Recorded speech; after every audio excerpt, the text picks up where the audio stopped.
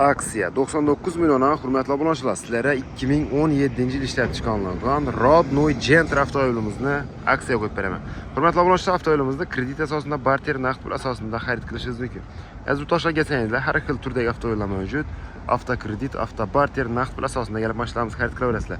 Sizlardan shunga sotadigan mashinalar bo'lsa, kelishni so'rab qolaman. Kelsangizlar, kelsak, naqd olamiz, bo'lmasa sotib beramiz. Kraska toza, 2017-yil mexanika, majigar, video registrator, chexol, polik metan. Archa balonlar qo'yilgan Rodnoy Gentra mexanika 99 million so'm Bog'ot avtosavdoda. 192 ming probeg yurgan. Sotuvda bemalol aytdikmiz, kelib xarid qilib ketaverasizlar. Top-toza mashinamiz, kuzovda kirchik, chiziq, uning defekti yo'q. Tavsiya qilaman, kelib shu mashinani xarid qilishingizni. Bu yerga kelsangizlar, Gentrami, Cobaltmi xarid qilaman desangizlar, mashina ko'p. Savdo zo'r.